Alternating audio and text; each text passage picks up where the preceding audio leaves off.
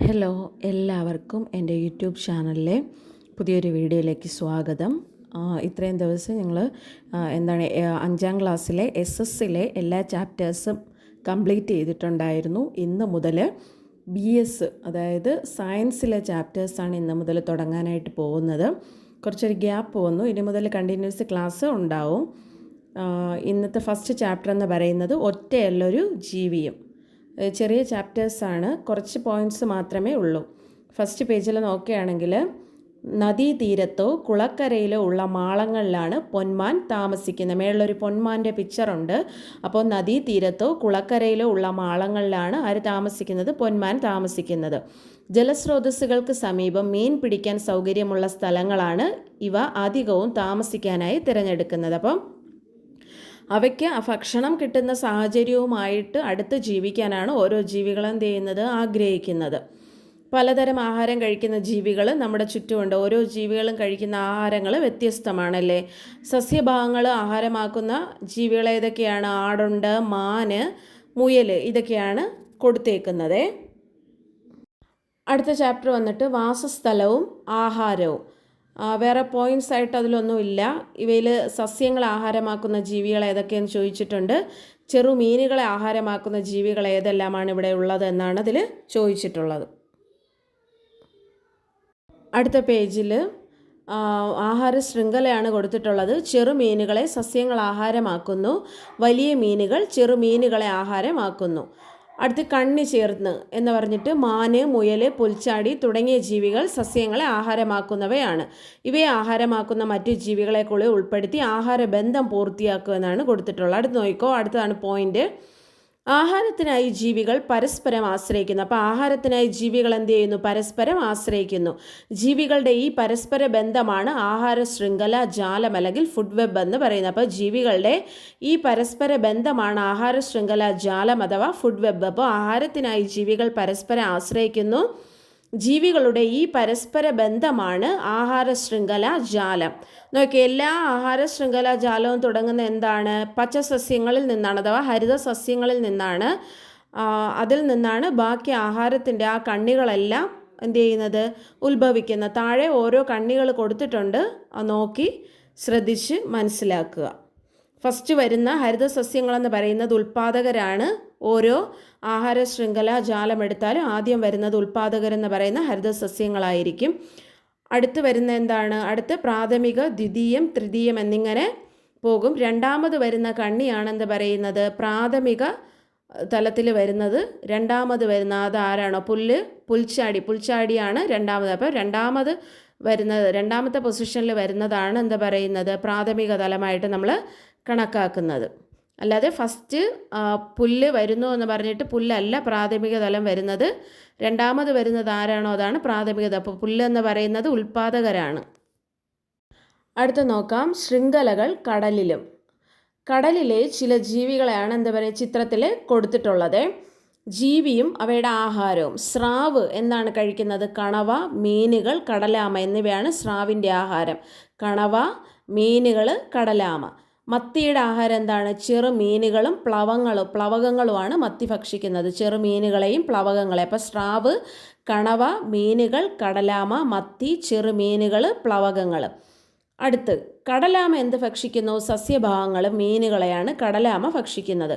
ചെറുമീനുകൾ പ്ലവകങ്ങളെയാണ് ഭക്ഷിക്കുന്നത്. അപ്പോൾ സ്രാവ്, കണവ, മീനുകൾ, കടലാമ, മത്തി, ചെറുമീനുകൾ, പ്ലവകങ്ങൾ, കടലാമ സസ്യഭാഗങ്ങളും മീനുകളും ചെറുമീനുകൾ പ്ലവകങ്ങളാണ് ഭക്ഷിക്കുന്നത്. അവിടെ നോക്കുക, ജലാശയങ്ങളിൽ സ്വതന്ത്രമായി ഒഴുകി നടക്കുന്ന ചെറു സസ്യങ്ങളാണ് പ്ലവകങ്ങൾ. അപ്പോൾ ജലാശയങ്ങളിൽ സ്വതന്ത്രമായി ഒഴുകി നടക്കുന്ന ചെറു സസ്യങ്ങളെയാണ് പ്ലവകങ്ങളെന്ന് പറയുന്നത്. സമുദ്രം എന്ന ആവാസ വ്യവസ്ഥയിലെ ഉൽപ്പാദകരാണ് എന്താ പറയുന്നത്? പ്ലവകങ്ങളെന്ന് പറയുക. അപ്പോൾ സമുദ്രം എന്ന ആവാസ വ്യവസ്ഥയിലെ ഉൽപ്പാദകരെയാണ് നമ്മൾ പ്ലവകങ്ങളെന്ന് പറയുന്നത്. അടുത്ത പേജിൽ ഇമ്പോർട്ടൻ്റ് ആയിട്ടുള്ള കുറച്ച് പോയിൻറ്റ്സേ ഉള്ളൂ. ആവാസം. നിരവധി ജീവികൾക്ക് നിലനിൽപ്പിന് ആവശ്യമായ എല്ലാ ഘടകങ്ങളും അടങ്ങിയ ഒരു ചുറ്റുപാടാണ് വയൽ എന്ന് പറയുന്നത്. അപ്പോൾ വയലിൽ ഒരുപാട് ജീവികൾ ജീവിക്കുന്നുണ്ട്. അപ്പോൾ ആ ജീവികളുടെ എല്ലാം നിലനിൽപ്പിന് ആവശ്യമായ ഘടകങ്ങൾ അടങ്ങിയ ഒരു ചുറ്റുപാടാണ് വയൽ. മത്സ്യത്തിന് പുറമെ മറ്റു പല ജീവികളുടെയും ആവാസമാണിത്. അപ്പോൾ ആവാസം എന്ന് പറഞ്ഞാൽ എന്താണ്? ജീവികൾക്ക് അവയ്ക്ക് ജീവിക്കാൻ ആവശ്യമായ ചുറ്റുപാടുകളെല്ലാം അടങ്ങിയ ഒരു ചുറ്റുപാടിനെയാണ് എന്ത് പറയുന്നത്, അവയുടെ ആവാസം എന്ന് പറയാം. അപ്പോൾ വയൽ എന്ന് പറയുന്ന ഒരു ആവാസമാണ്. വയലിൽ മത്സ്യങ്ങൾ മാത്രമല്ല നിരവധി ജീവികൾ കാണാനായിട്ട് സാധിക്കും. അപ്പോൾ ആ ജീവികളുടെ എല്ലാം ഒരു ആവാസമാണെന്ന് പറയുന്നത് വയലെന്ന് പറയുന്നത്. അടുത്ത് നോക്കാം, നിലനിൽപ്പിനായി മത്സ്യത്തിന് നിലനിൽക്കാൻ എന്തെല്ലാം ഘടകങ്ങൾ ആവശ്യമാണ്, എന്തൊക്കെയാണ്? സൂര്യപ്രകാശം വേണം, ജലം വേണം, അല്ലേ? അതിൽ വേറെ പ്രത്യേകിച്ചൊന്നും കൊടുത്തിട്ടില്ല. അടുത്ത പേജിൽ നോക്കാം. അടുത്ത പേജിലും വലിയ ഇമ്പോർട്ടൻ്റ് ആയിട്ടൊന്നുമില്ല. ആഹാര കാർഡ് എന്ന് പറഞ്ഞിട്ട് കൊടുത്തിട്ടുണ്ട്. 2 ജീവികളുടെ ആഹാര കാർഡാണ്. ഏതാണ് ജീവി? കാക്ക. എന്തൊക്കെ ആഹാരം കഴിക്കുന്നു? ചെറു ജീവികളെ, പഴങ്ങൾ, ധാന്യങ്ങൾ, ഭക്ഷണാവശിഷ്ടങ്ങൾ, മൃതാവശിഷ്ടങ്ങൾ. ഇതാണ് കാക്കയുടെ ആഹാരം. അടുത്ത ജീവി. ആടിൻ്റെ ആഹാരം എന്താണ്? പുല്ല്, ഇലകൾ, ധാന്യങ്ങൾ. ഇത് കുട്ടികൾക്ക് വേണ്ടിയിട്ട് കാർഡ് തയ്യാറാക്കാൻ വേണ്ടിയിട്ടുള്ളൊരു ഇതാണ്. അതിൽ വേറെ പ്രത്യേകിച്ചൊന്നും ഇല്ല. അടുത്തതിൽ കൂടിയാലും കുറഞ്ഞാലും, നമ്മൾ ആഹാര ശൃംഖല ജാലം എടുക്കുമ്പോൾ അതിലേതൊരു ജീവി കൂടിയാലും കുഴപ്പമാണ്, കുറഞ്ഞാലും പ്രശ്നമാണ്. എന്തുകൊണ്ട് കടുവ സംരക്ഷണം? അപ്പോൾ ഒരു ആവാസ വ്യവസ്ഥയിൽ കടുവകളില്ലാതായാൽ എന്ത് സംഭവിക്കുമെന്ന് നോക്കാം. മാനുകളുടെ എണ്ണം കൂടിയാൽ എന്ത് സംഭവിക്കും? കടുവകളുടെ എണ്ണം കുറഞ്ഞാൽ എന്ത് സംഭവിക്കും? ഭക്ഷ്യശൃംഖലയിൽ ഏറ്റവും ഉയർന്ന കണ്ണിയിൽപ്പെടുന്ന ജീവിയാണ് കടുവ. അപ്പോൾ ഒരു ഭക്ഷ്യശൃംഖലയിൽ ഏറ്റവും ഉയർന്ന കണ്ണിയിൽപ്പെടുന്ന ജീവിയാണ് എന്ത് പറയുന്നത്? കടുവ. ഒരു ആവാസ വ്യവസ്ഥയിൽ സസ്യാഹാരികളുടെയും മാംസാഹാരികളുടെയും എണ്ണം ആരോഗ്യകരമായി നിലനിൽക്കുന്നതിൽ ഓരോ കണ്ണിയിലെ ജീവികൾക്കും പങ്കുണ്ട്. ആഹാര ശൃംഖലയിലെ താഴെ കണ്ണിയിലുള്ള ചില ജീവിവർഗങ്ങൾ നശിച്ചാൽ അവയ്ക്ക് പകരം അതേ ധർമ്മം ചെയ്യുന്ന മറ്റു ജീവിവർഗങ്ങൾ ഉണ്ടായെന്ന് വരാം.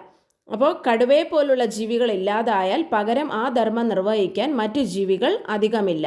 അതിനാൽ കടുവയെ പോലെ ഉയർന്ന കണ്ണിയായ ജീവികളുടെ സംരക്ഷണം പ്രാധാന്യം അർഹിക്കുന്നു. കടുവയെ സംരക്ഷിക്കുന്നത് വഴി വലിയൊരു ആവാസ വ്യവസ്ഥ മുഴുവനായും സംരക്ഷിക്കപ്പെടുന്നു. അപ്പോൾ ആവാസ വ്യവസ്ഥയിൽ ചെറിയ കണ്ണി ജീവികളൊക്കെ നശിച്ചു പോയാൽ അതിൻ്റെ ആ ഒരു പൊസിഷൻ നിലനിർത്താൻ വേറെ ജീവികളുണ്ടാവും. പക്ഷേ കടുവയെ പോലുള്ള ഉയർന്ന കണ്ണിയിൽപ്പെടുന്ന ജീവികൾ നശിച്ചു പോയാൽ അതിൻ്റെ ആ പൊസിഷനിൽ വരുന്നതിന് വേണ്ടിയിട്ടുള്ള ജീവികൾ എന്താണ്? വളരെ കുറവാണ്. അടുത്തത് അധിനിവേശക്കാർ. എന്താണ്? ആഫ്രിക്കൻ ഭൂഖണ്ഡത്തിൽ കാണപ്പെടുന്ന ഒരു മത്സ്യമാണ് ആഫ്രിക്കൻ മുഷി. ഇവ വളരെ പെട്ടെന്ന് വളർന്നു പെരുകുന്നു. കേരളത്തിലെ ചില ജലാശയങ്ങളിൽ അധിനിവേശ മത്സ്യമായി ഇവ കാണപ്പെടുന്നു. ജലാശയങ്ങളിലെ നാടൻ മത്സ്യങ്ങളെയാണ് ആഫ്രിക്കൻ മുഷി ആഹാരമാക്കുന്നത്. ഇവയെ ആഹാരമാക്കുന്ന ജീവികൾ നമ്മുടെ ജലാശയങ്ങളിൽ കാണപ്പെടുന്നില്ല. എന്തുകൊണ്ടാണ് കാണപ്പെടാത്തത്? കാരണം ഇവയെ ഭക്ഷിക്കുന്ന ജീവികൾ എന്താണ്? നമ്മുടെ ആവാസ വ്യവസ്ഥയിൽ വളരെ കുറവായിരിക്കും, അല്ലേ? അതുകൊണ്ടാണ് കാണപ്പെടാത്തത്. അടുത്ത് ആ പേജിൽ വേറെ പ്രത്യേകിച്ച് ഇമ്പോർട്ടൻ്റ് ആയിട്ടുള്ള ഒന്നുമില്ല. അടുത്ത പേജിലോട്ട് പോവാം. അടുത്ത് നോക്കാം, ആഹാരബന്ധം. എന്താണ് ആഹാരബന്ധം? കുറച്ച് പിക്ചർ കൊടുത്തിട്ടുണ്ട്.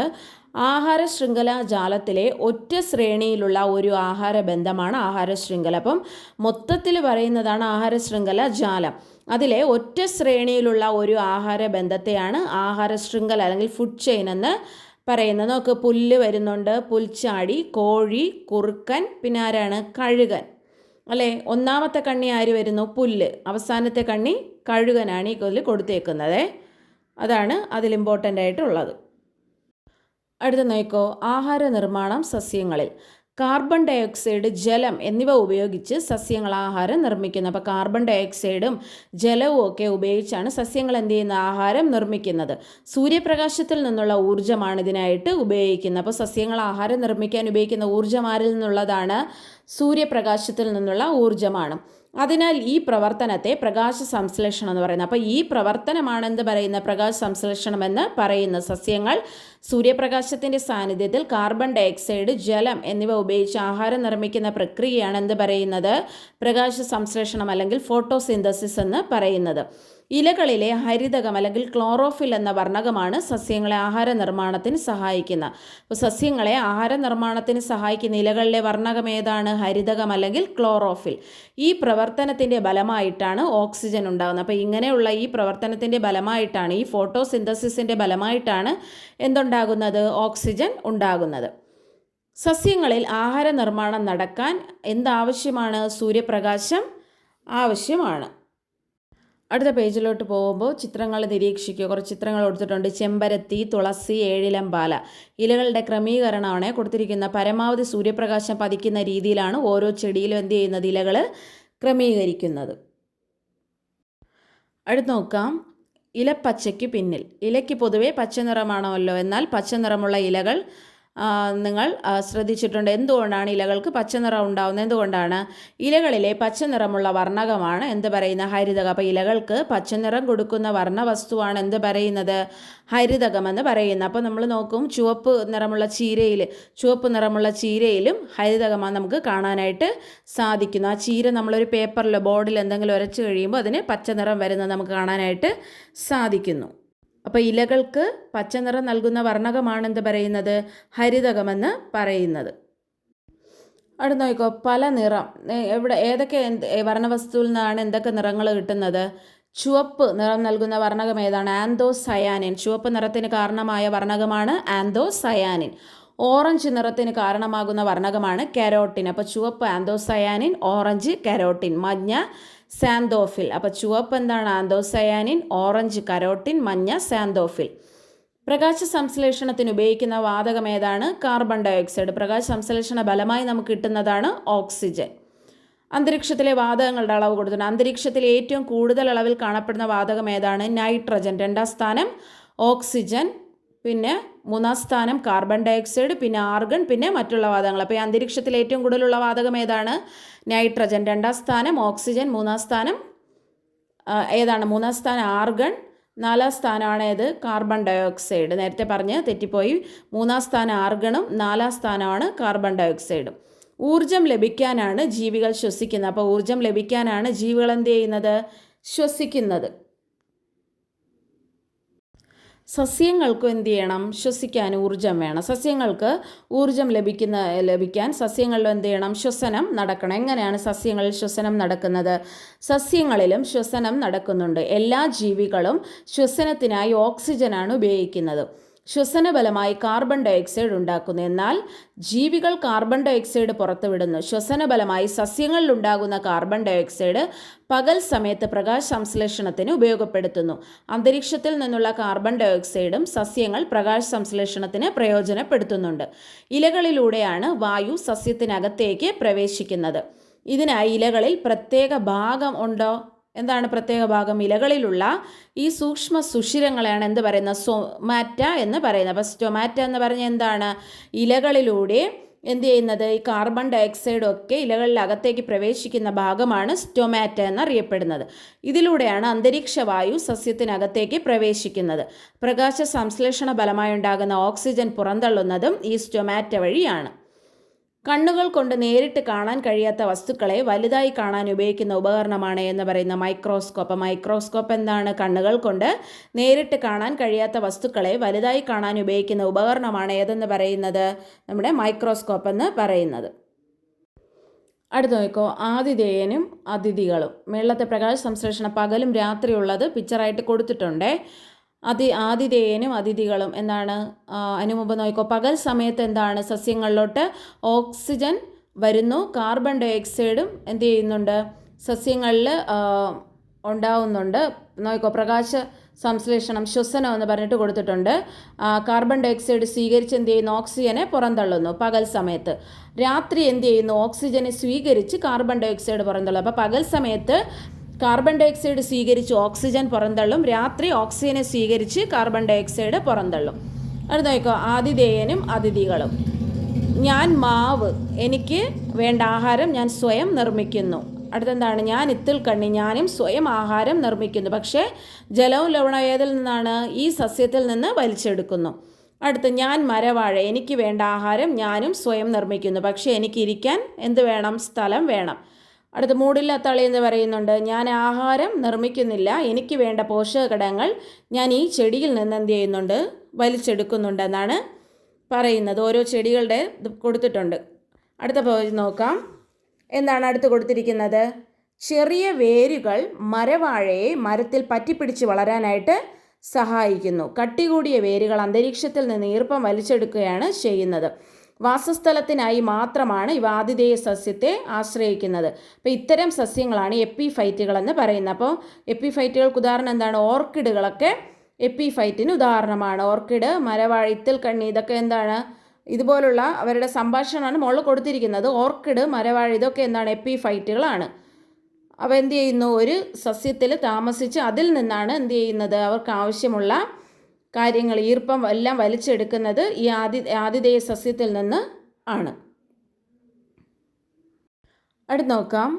ആതിഥേയ സസ്യത്തിൽ നിന്ന് ജലവും ലവണവും വലിച്ചെടുത്ത് ഇത്തിൽക്കണ്ണി സ്വയം ആഹാരം നിർമ്മിക്കുന്നു. അതിനാൽ ഇത്തിൽക്കണ്ണി പോലുള്ള സസ്യങ്ങളെ അർദ്ധപരാതങ്ങൾ അല്ലെങ്കിൽ സെമി പാരസൈറ്റ് എന്ന് പറയുന്നത്. അപ്പം ജീവിക്കുന്ന സസ്യത്തിൽ നിന്ന് അവരെന്ത് ചെയ്യും, ജലവും ലവണവും വലിച്ചെടുത്ത് സ്വന്തമായിട്ട് ആഹാരം നിർമ്മിക്കും. അതിനാൽ ഇവയെ എന്ത് പറയുന്നു, അർദ്ധപരാതങ്ങൾ അല്ലെങ്കിൽ സെമി പാരസൈറ്റ് എന്ന് പറയുന്നു.